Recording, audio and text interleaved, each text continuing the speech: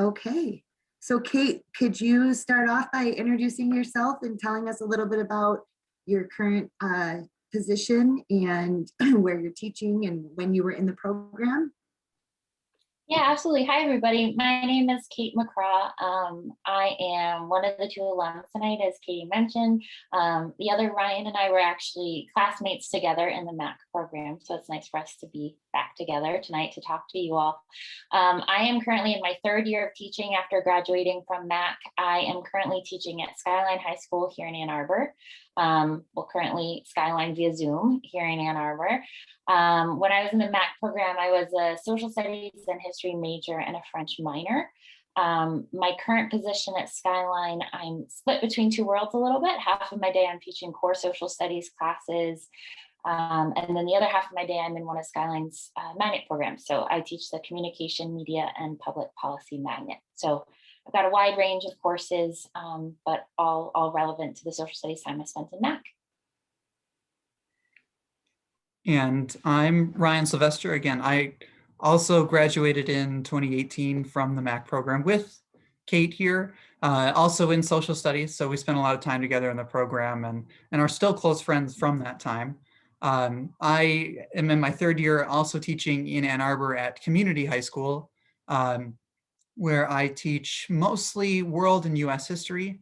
I also am a forum leader. I don't know if anyone is familiar with Community. That's kind of an advisory-esque period that we have. And I'm a member of the Community Resource Department for all of Ann Arbor Public Schools, which is allowing students to partake in kind of experiential learning outside of the classroom in different types of fields that they're interested in, and they can get high school credit for that.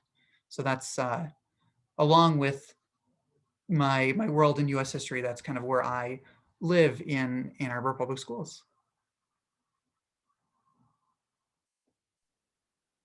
Okay, thank you, Kate and Ryan. So now we'll open it up to all of you who are joining us that are applying for the program to start this June. Feel free to unmute and ask Kate and Ryan any questions that you have.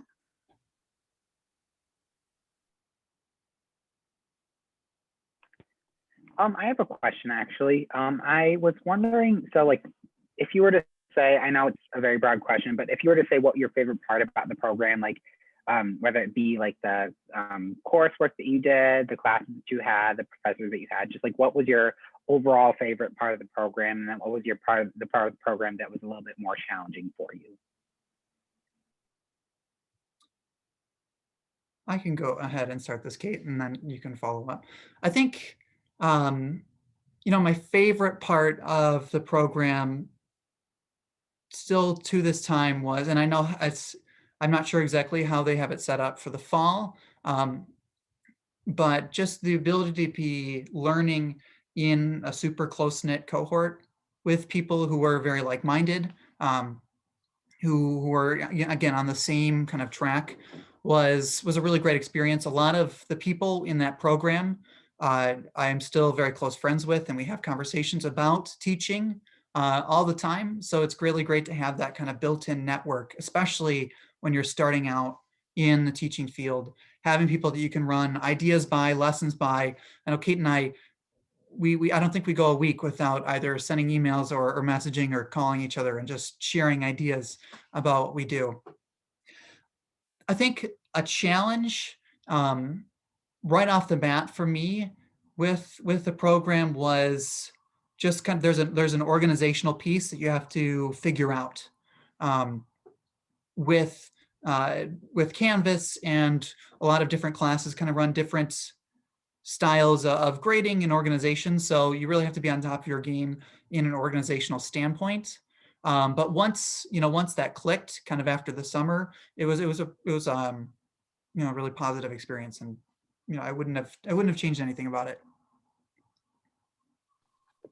I can definitely second Ryan on the cohort piece. I think that's something that's really special about MAC, is that you come into this intensive one-year program and you have the cohort as a whole, people joining to become teachers across disciplines. And then you also kind of have your own smaller world within that big cohort. Like you've got your social studies family, or your French family, or your science family, or your math family, right? So you kind of have these built-in networks that are set up for you from the time you enter the program. And as Ryan mentioned, like we still talk and collaborate all the time. And there are some people, even from my social studies cohort, that I don't speak to on a regular basis anymore, but there's no doubt in my mind that if any one of us sent like a group text to the social studies cohort from 3 years ago, that everybody would jump right back in and help out or just check in and touch base, you know? So it's kind of like a group it's a wonderful support system. I think I also had a really fantastic student teaching experience through the MAC program that I am still very grateful for to this day. I'm still in touch with the mentor teacher that I had when I was a MACer. And I think another thing that stands out to me as a highlight was I was one of the career changers in the program. So I had kind of a prior professional life before teaching. And I found it really inspiring, the mix of people that were coming to MAC. We had people that came to the MAC program straight from undergrad. And then we had people like myself who were changing course and realized that we really wanted to be in the classroom. And so we had people in our cohort that had previously been engineers, that had previously worked in pharmacy, that had previously been lawyers. And so there was this just really inspiring commitment, like everyone really wanted to be there. And we kind of all arrived at the conclusion that we wanted to teach from different paths, but we were all really committed to it. And there was just a lot of respect for how each person came to that decision. I think the challenge, like as Ryan mentioned, it is an intense schedule, but I think the glass half full perspective on that is the ability to get a master's degree in a calendar year is incredible. And so I think one of the things that's challenging is that as you go throughout the year, your commitments as a student teacher increase because you're really growing into the teacher role and you're still a student, right? So it's like being in having kind of two separate headspaces where you're a graduate student, and then over the course of the program, you're also taking more responsibility for the classroom where you're student teaching. So it's just juggling those two roles. But I think that's also a huge perk of the program. So I would say it's a positive challenge, I guess. Thank you so much for those answers. I really appreciate them.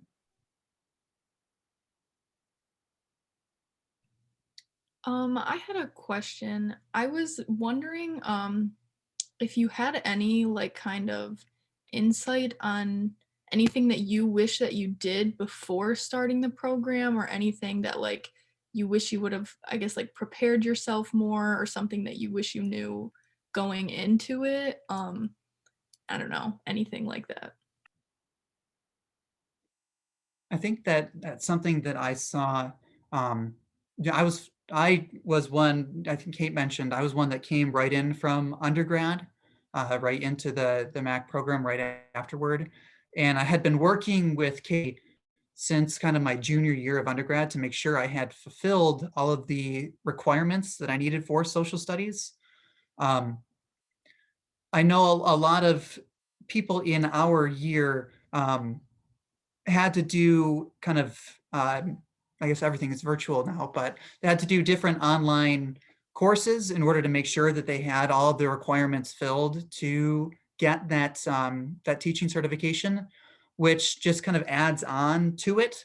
The good thing is U of M does a really great job of providing kind of a list of places that work to minimize that stress, a list of different courses that that work well, what you can take while you're also within the program.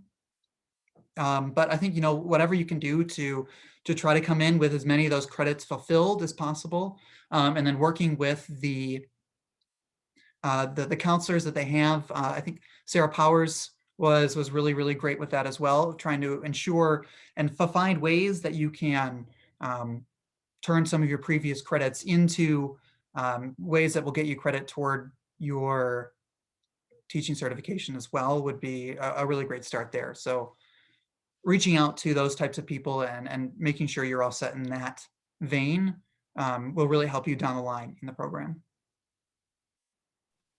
I was saying the same thing. Yep, I ended up taking 2 classes online through Brigham Young University in order to just wrap up some of the requirements for one of my majors. And it was, as Ryan said, in a vacuum that would have been totally fine, but because I was doing it at the same time as MAC, it was an extra thing on my plate. And so the extent to which, as he said, you can kind of knock out those requirements beforehand, that would be great. But many of us were doing, you know, those online classes. So you would certainly not be alone if you do need to take them once you start the program. I think this isn't necessarily something I would suggest beforehand, but I would just say early on in the program, as you transition in, if you're new to the Ann Arbor area, I moved from DC 4 years ago. So I had only lived in Michigan for about a year when I started the program. And so just taking advantage of opportunities early on to really get to know Michigan education, the school systems in and around Ann Arbor, because there are so many, you know, within a 25-mile radius of Ann Arbor, there are so many school systems and they all function very differently. And I just found it really helpful to try to talk to people to get a lay of the land, because I didn't grow up here. I didn't go to the schools here. I didn't have that background knowledge. And so that's just something that I found helpful, to try to be purposeful about getting to know the landscape of schools, because I think I was able to get more out of class discussions and such, knowing what it meant to compare to local school districts and how they did something, you know. So that's just a suggestion I would have if you're not a native Michigander, as I was not at the time.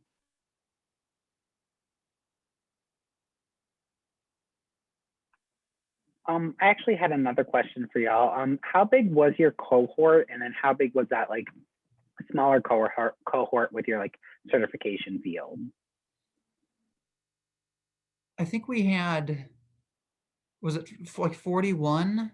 I was just gonna say, I think it was 45-ish. Yep. Okay, so yeah, for right around, across all content areas. right. And then our social studies cohort, which I think was the largest, was 11. Yeah. And then all the way down to, I think, 4 or 5 for world language was, I think, the smallest. And I think most programs in recent history have been right around that size, maybe a little bit smaller. But again, I felt like I could, at the end of the year, I felt like I could hold a great conversation with any person out of those 41. A lot of that is built right in the summer when you're all together for all of your classes. You're all working in close proximity there. You get less so as you become more and more specialized, but you know, those relationships, they don't end after the summer. And it's also nice because, like Ryan said, you start in the summer, if this is still the way it's structured, with everybody across content areas. And that's also really nice too, because social studies people, you know, we think differently than science people and math people. So to be in education classes with people who are in different content areas, I think made those classes all the richer. Because we think differently, we're bringing different, you know, bachelor's degrees to the table, different professional backgrounds to the table. So that just was another thing that I loved. And then you kind of have this nice mix of full groups where you're in a class of 50-ish people. And then our social studies cohort had about 10 people. And then like my French minor, I was one of 2 people doing a foreign language minor. So I had a class with a professor, me, and then my friend Jacob, who was minoring in German. And that was awesome to be one of 2 students in a class. Like to have the opportunity to have that professor to student ratio was amazing. So I had full ends of the spectrum there, and I think there are benefits to each. And that's one of the cool things about MAC, is that your class size kind of fluctuates depending on the term.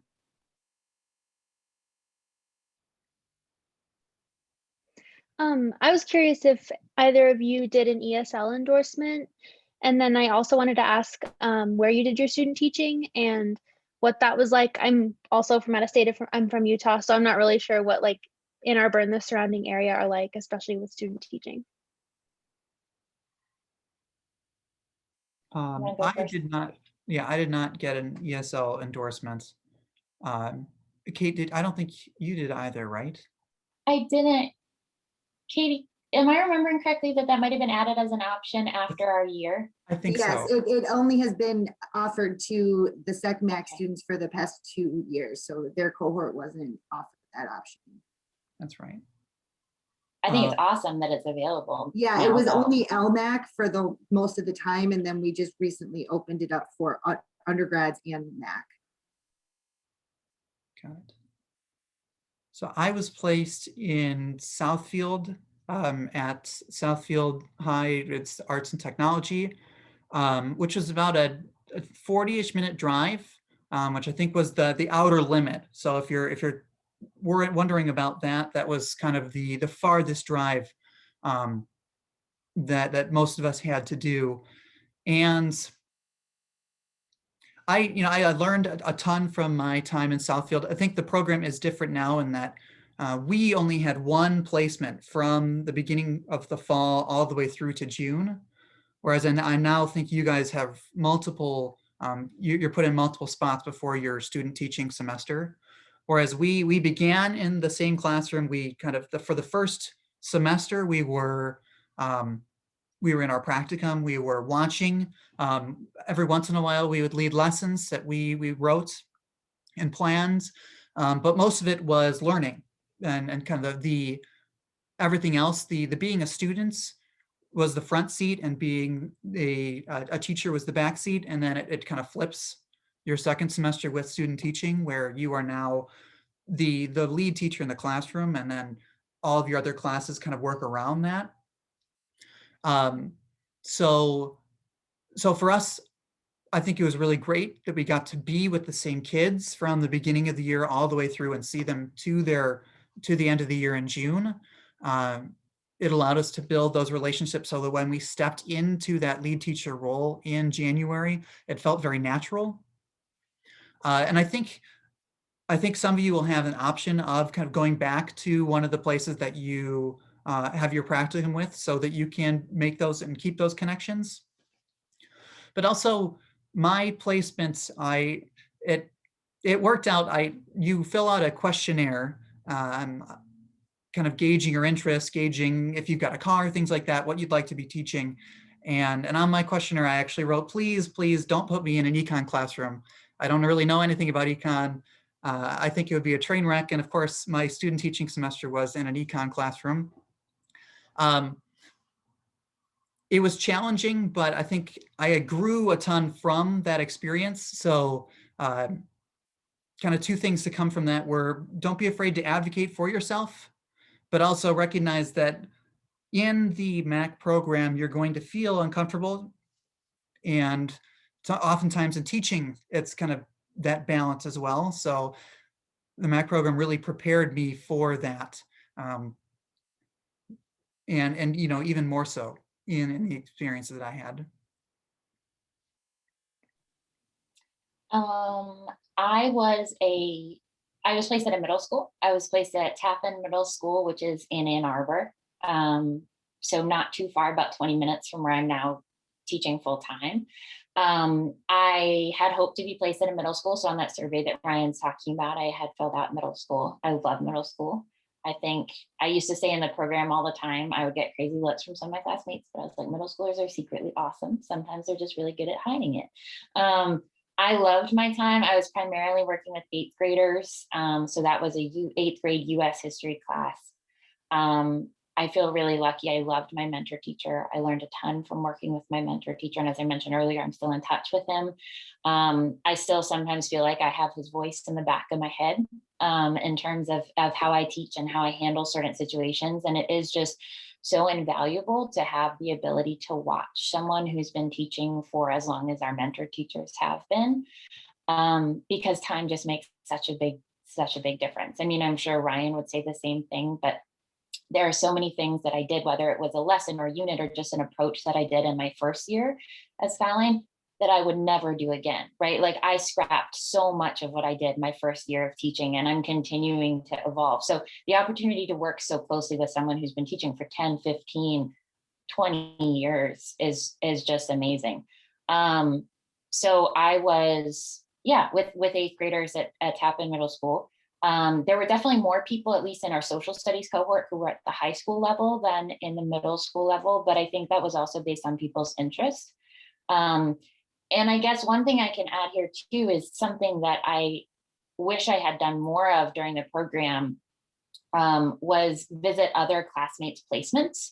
So that's something that we were encouraged to do. And I think sometimes I just felt like I don't have time. And really, I probably did. And so it's something that I wish I had done more of, but to go like visit Ryan in Southfield or some of my other classmates, because one, every single classroom is different, every single school is different. So just broadening your perspective in that way is really important. And also I had really hoped to be a middle school teacher long-term. And I now teach 9th, 10th, 11th, and 12th graders, and I love it. And so just broadening your own bubble, I guess, a little bit, because you do get so invested in your own student teaching placement, can be really valuable when it comes time to be on a job hunt. And it's also really fun to see your classmates teach and to see their mentor teachers teach. So that's just something I would keep in mind too, like fully embrace your own placement, but take advantage of opportunities to visit your classmates as well. Actually, piggybacking off of something that Kate said as well, about being in that relationship with your mentor teacher, is that I took a ton from my mentor teacher, but it's also a collaboration between the two of you. And I think something that U of M does really well is that all of their mentor teachers are totally, I can't think of the words I'm thinking of, that they're totally set on just the idea of lifelong learning. And when you come to them with a great lesson or a great idea, they will incorporate it. They will find a way, even if you're not the lead teacher that day or that semester. There's just a great relationship that you can find with that mentor that Kate and I had with ours, that allowed for us to kind of experience and push forward our own creativity. And it was not rejected in any way by the mentor teacher, which allowed us to get a lot under our belt really early on in the MAC program.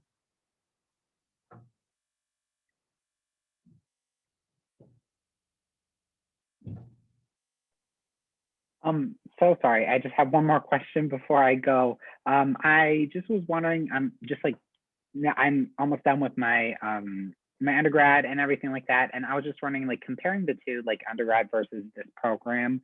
And I know you said it was intensive. How intensive, like what was the rigor of most of your classes? Were your like professors pretty like reasonable with like handing out like papers, assignments, things like that? Or was it more or less like, this is, you know, it's intense, it's a lot of work? Not to say that any program isn't, but just like if you could speak upon that just a little bit.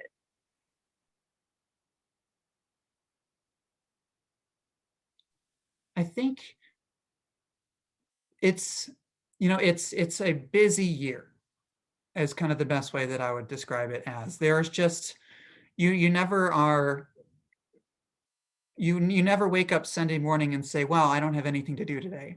And that's, I never also felt like when I was waking up and saying, wow, there's so much to do, I don't like this, because it felt like all of the work that we were given was so important as well.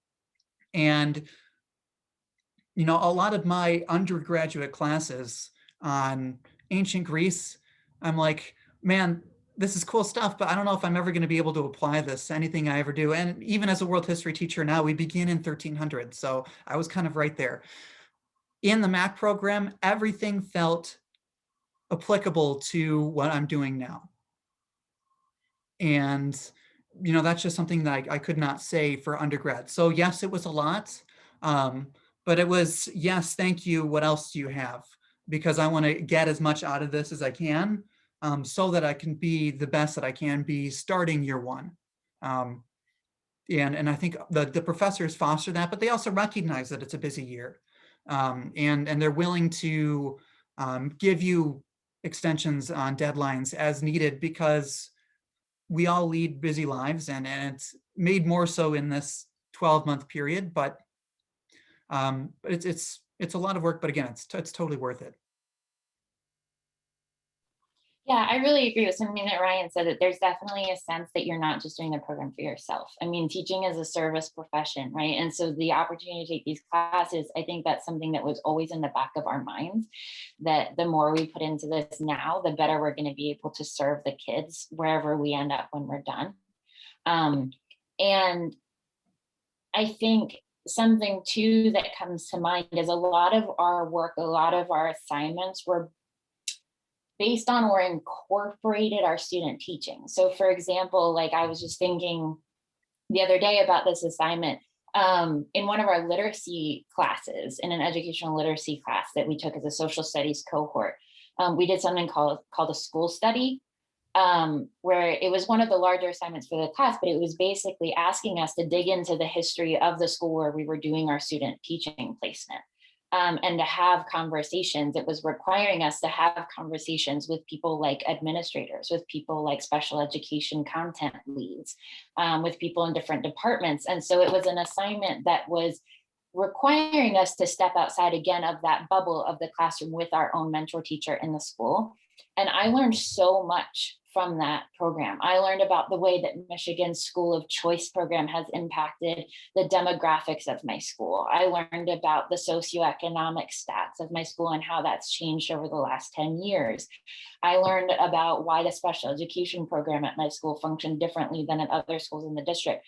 So it was time intensive, but I think the entire rest of my year at the middle school was, I think I got more out of it. And I think I also contributed more to the table because I knew more about where I was and who I was working with, you know? So we didn't get assignments. I never got an assignment that I felt like was given just for the sake of giving me something to do, right? It was always aligned with where I was, the kids I was teaching, the mentor teacher I was working with.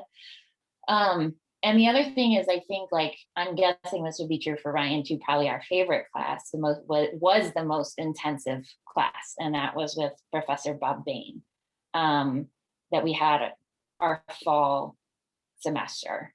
And that was probably the most work intensive class in the traditional sense, because that was like a graduate history course for us. Wouldn't trade it for the world.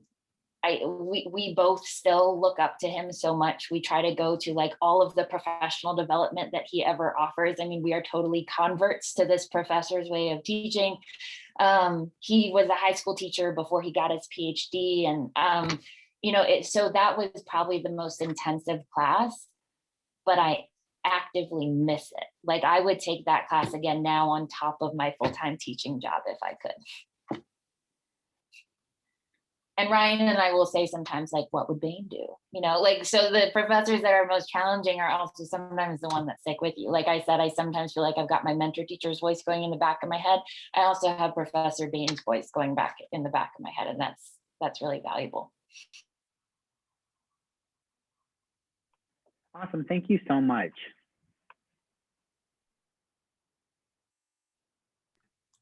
I guess, like, I have a question. I don't know how relevant this is. I was just kind of curious about what your experience was like when you were applying for like your first teaching positions. Like, I know a lot of people like might be applying in the spring while they're still in the program, or maybe in the summer when they're finishing some things up. So I was just like curious what that process was like for you. I had a unique process to get to my eventual full-time job, actually. So I did a lot. I think the first person to get a job out of our program was in like February of that year. So very, very early. And some do accept and apply for and interview for positions while in the program. Teaching specifically like in Ann Arbor and in around the surrounding area, a lot of positions don't really open up until August, which is scary. You're getting very close to the beginning of the school year. You're not really sure what's going on. And then a whole bunch of positions open up in early to middle August, and you'll find something. But so for me, my experience, I was one that interviewed at the end of the program. It was right around in May, and got a call back from it was a private school on the eastern side of the state in like kind of late July, early August, and accepted a position there, and spent all of August planning with those people, preparing to start. And then my dream job was posted in August in Ann Arbor, even though I had already accepted a position somewhere else. And so I applied for that one and interviewed for it and didn't get it. But then this community job that I'm currently in opened up as a long-term sub position. And for one full weekend, I didn't really know what that process was going to look like. If I'd accepted the long-term sub position, it would mean resigning from a full-time job position in a place I didn't necessarily want to be. But I ended up going for it. I heard a lot of good information about this long-term sub position, and then I was hired in about halfway through the year at the position that I'm currently at, which was that long-term sub position. So I quit my first job on my first day to take a long-term sub position that eventually paid off. That's not the normal path, I promise you. And there are more positions. I think, especially going into this year, going into next year, there's going to be a lot of positions in the area due to COVID. In my building, we only have 38 teachers, and 7 of them retired last year. So I know there's going to be kind of a mass exodus with some of the older populations of teachers in Michigan. So even though we're kind of coming out of the end of COVID and it might feel like a weird time to be entering into the profession in this kind of hybrid virtual world, I think the job prospects look really great in that sense over the next 3 to 5 years. Kate's was much more normal. She'll tell you a very normal experience for getting a job. Well, I don't know. I mean, there were fewer twists in mine, I guess, but I think it also, like, my experience kind of emphasizes again, like Ryan's point about being flexible and keeping an open mind and keeping your options open. So like I said, I wanted to do student teaching at a middle school. I did, and I loved it. I really wanted to continue teaching middle school. But finishing up the program, you know, our professors, our career services team were very good at encouraging us to keep an open mind and apply for anything that might be interesting to us, to cast a wide net, especially as a new teacher, as a first year teacher. That flexibility is really important. And so my current job was posted. Well, so I wanted to be a full-time middle school teacher. My current job was posted as a part-time high school teacher, but I still applied for it. When I showed up to the interview, I learned that between the time the job had been posted and the day I showed up to interview, it had changed into a full-time position. And then I ended up getting the job and loving it and wouldn't trade it, right? And so I always try to make sure I share that, because I was so dead set on being a middle school teacher, and the job I applied for was part-time high school, and now I'm a full-time high school teacher. And so I think too, like, just recognizing that public schools also aren't necessarily like the most well-oiled bureaucratic machines, right? And so like Ryan mentioned, sometimes jobs won't be posted until August, and that could be really nerve-wracking, but it's normal. And also that job postings might not be 100% accurate, or they might change. Like, I know other people that happened to as well, that a job was posted and then you show up and later on you learn that it's a little bit different than what was posted on the website. So I think just always keeping as flexible a mindset as you can is really important. But also, like, the career services team for MAC was wonderful. I met with Laura in particular on the career team many times over the course of my year. And it was so helpful learning about the way that networking works in the world of education, building a digital portfolio, which I'm so glad I did, because I know that when I sat down for my job interview at Skyline, that the admin team had already looked at that digital portfolio. So having that was actually really important. And also, like, again, as a career changer, my resume when I joined MAC didn't look like a teacher's resume. So I had spent a year teaching overseas right after undergrad, and then I had worked in DC doing other things. And so the career team really helped me also kind of rebrand myself and put my application materials and resume together in such a way that I looked like a teaching applicant, right? And so they really helped me kind of build my strategy for how to present myself in the education job search in particular. And I felt really well supported with the job search at MAC. I think there's always an element of craziness when you're looking for public school jobs, but I felt really well supported. And along with that kind of networking piece, you get to join people who go through the program, they join a Facebook alumni networking group as well, that weekly will post job applications for people's different schools, different long-term sub positions as well. So the alumni network of the MAC program is really, really wonderful as well, and can help in that process of the job search.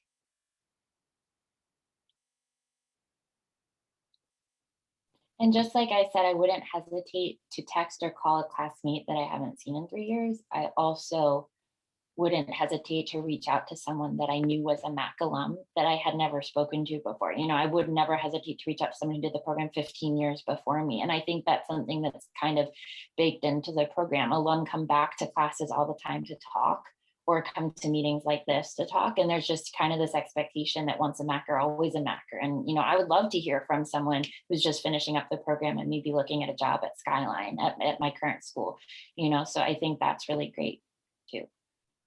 And I mean, we keep going back and forth at this, but it's not just Southeast Michigan based as well. There's a network around the country, and even within our program, I think quite a few of us went international as well. So there's really an international network here for where you want to teach after the program. You'll find someone close by who can talk to you about the lay of the land, talk to you about the different school systems, and possibly even help you land a job.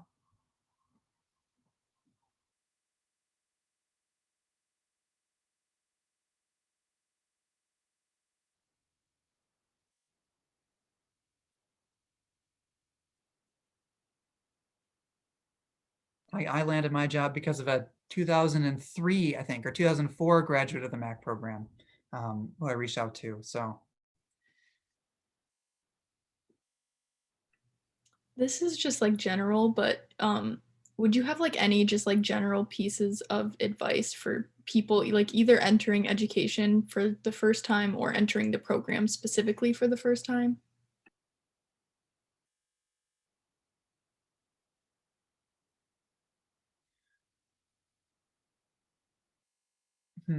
Kate?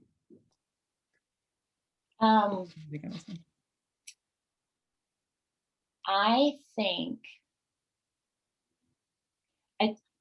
I think one thing that comes to mind is something that someone said to me years ago still really resonates with me, and actually became part of, like, so a MAC assignment was to self-reflect to the point that you could write a statement of teaching philosophy by the end of the program. And that was something that went into our portfolios. So like the digital teaching portfolio that I submitted for job interviews. Something that ended up in there for me is that I believe that the best teachers still consider themselves students. And I say of their content, but also of their craft. And that's something that I really believe in, that was really reinforced for me in the years of the MAC program. And reinforced by our professors, but also like by my mentor teacher, who had been teaching for 19 years and was still always looking for better ways or new ways to do things. And so I think that's just something that I really value, that mindset, and try to make sure that I personally stay in that mindset. I think as new teachers, there are some growing pains with it, right? Like, as I mentioned earlier, so many of the things I did my first year teaching, I scrapped and haven't done again. And I'm continuing to build on it. And I'm trying to always change and always grow. And I think just staying curious, and you have, you know, at high school, I currently have like 135 students, right? I have 135 new students every single year. And I want to be the best version of myself that I can possibly be for them. And I think a huge part of that is staying curious. And so just always, you know, teaching can be exhausting, but I wouldn't trade it for anything. And I also often think like I would take my most frustrating, exhausting long day as a teacher, I would take it hands down happily over my best day in my cubicle in DC, right? From kind of like my past life. And so I think just one, staying focused on why you're doing what you're doing, because it's such a privilege to get to teach kids and be with kids every day. And then to that piece of staying curious and always trying to improve and grow. Those would be mine. I think actually in a meeting that Kate and I were in earlier today, a woman said that teachers are a different species. And I kind of agree, I totally agree with her sentiment there, in that, you're going into this program, you're not going into this program, or just kind of be thinking about the reasons for why you're going into this program and why you want to be the teacher in the first place. And, know in the heart of that is that you're there to help grow the lives of our youth, right? And I think one of the mantras of the MAC program is always you're teaching kids first, right? You're not teaching content to kids, you're teaching kids. So they're the center of this. They are the reason why that we're all getting up in the morning, why sometimes I'm waking up in sweats at 3 o'clock in the morning when someone isn't turning in assignments. But I love it. And it's right now in the world, it's not a profession that everyone looks up to. It's facing a lot of heat, especially in this discussion around virtual versus in-person learning around COVID. But you can always just close the door in your classroom and drown out those outside voices and just be there with the kids, and be there for the kids. So, that's a big part of it, is kind of think about why you're there and have that be your driving force. But also, I think in this program as well, you get out a lot of what you put in to the program as well. So you can make it through the program and not really pick up on all the things that you need to pick up on and become a teacher, and that's fine. But you can also, put in the time and dedicate yourself and recognize that everything you're doing is going to be helping you and coming back time and time again down the line. And I think, the more that you put in at the beginning, the more that you invest, the better you're going to be in the outcome at the end of it. One of my teachers, one of the professors always used to say, begin as you mean to go on. And I think that really starts with your first day in the MAC program. Something that's really important to me in the program is like the commitment to justice-focused teaching, and like things like anti-bias and anti-racist education and critical pedagogy. And so I'm just curious how the curriculum in MAC incorporated that in an authentic way, and how that impacted your placements in student teaching and your teaching now. We had one class that was specifically dedicated to that. I believe it was called Teaching for Social Justice, if I'm remembering correctly. Teaching and learning for social justice. Yeah. It was co-taught by 2 professors in the School of Education. And so we had one class that was dedicated specifically to that topic, but I think it was also a common thread throughout most of my MAC coursework. And I think one of the things that I appreciated was that a lot of our assignments were asking us to look critically at the social justice or lack thereof in the schools where we were doing our student teaching placements. And I think it was something that there was an expectation that it was always going to be at the forefront of our minds. And it was something that we didn't pay attention to just in that one class in the spring, right? But that it was something that we were thinking about every single day when we walked into our student teaching placements, for every lesson that we wrote, for every lesson that we delivered, for every interaction we had with the kids in our classrooms. And I think that's something that's definitely stayed with me. And I think the ability to be in classes where we did look at the gaps in our own schools was really valuable, right? To kind of look critically at some of the shortcomings of the school systems where we were working, and to discuss firsthand the ways that the systems had failed individual kids, or historically there had been failures for the communities that they existed in. So there was like that theoretical piece, but then also like a skills-based approach to how do you walk in the classroom in the morning and be a teacher for social justice? Like, what does that actually mean, right? What are the current inequities in our public school system in this country? And what does it look like to make change at a policy level? What does it make change at the administrative level? And then what are the differences that teachers can make on a day-to-day basis in your first period class, right? And so I think the opportunity to look at it at different, as Dr. Bain would say, at different scales, as that history professor often said, was really valuable. Ryan, what do you think? Yeah, I totally agree. We had the one class in the winter semester that was a direct focus at the lens of social justice, but it was not something that was left out of any other class. And I can think of specific examples of moments where we were especially kind of toned into anti-racist teaching, thinking about the school study that I think Kate mentioned a little bit earlier, and really the conversations that came from those classes about the demographics and about how that plays a role in kind of how the school runs. My placement was in Southfield, and Southfield, that high school, the population is 99% student of color, and the majority of the teachers are white. And so something that, the conversation that was driven in our conversation was about kind of that power dynamic and what we can do as student teachers within that population to try to address some of those concerns and some of those concerns in the community as well. In my profession now, 3 years later, I think I'm really encouraged by the amount of equity work and anti-racist work that I see. Katie is in the chat as well.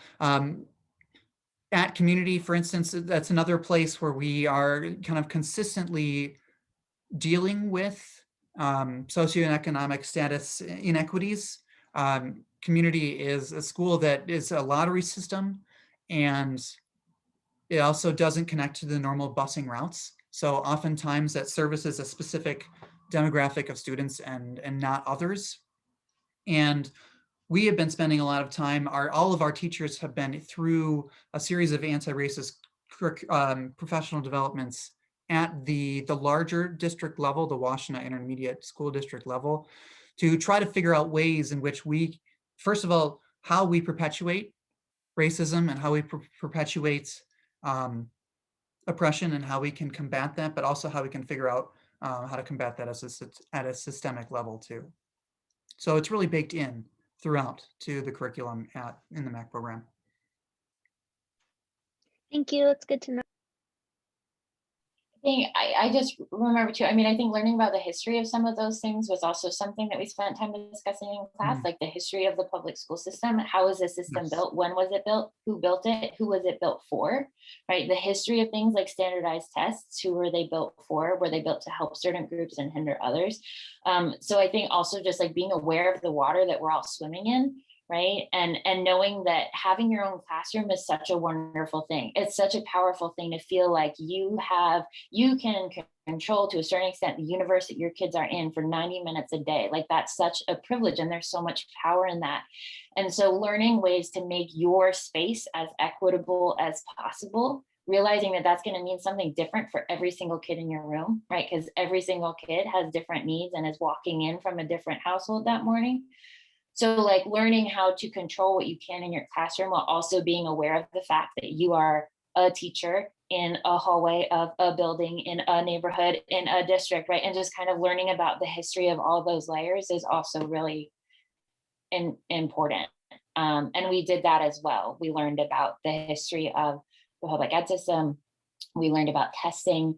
I remember in our social studies methods class, we spent a couple of days talking about the fact that there are many, many trends in education, that there's Common Core and C3 and No Child Left Behind and Race to the Top and all these different things, and talking about the policy implications. And again, like who's making decisions about schools in this country and who's left out of the conversation. So I think the history of it is a really important piece as well. Yeah, that the summer course around ed policy with Susan Santone, I don't know if she's still teaching that, but the majority of us thought that was one of the best one of the best courses in the MAC program. And it was right at the beginning before we even set foot in a classroom. So you'll have that to look forward to as well.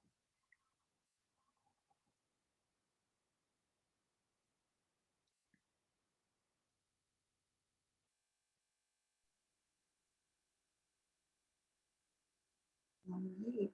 Are there any last minute questions? We have a few minutes remaining. And Kate and Ryan, you've provided us with such great context tonight. Thank you so much for the depth in which you answered all of these questions. Like, it was helpful for me to get a refresher on some of these courses and things that you discussed. So we really appreciate your time. We know that it's a busy time of year, and yeah, we're just very thankful for your participation.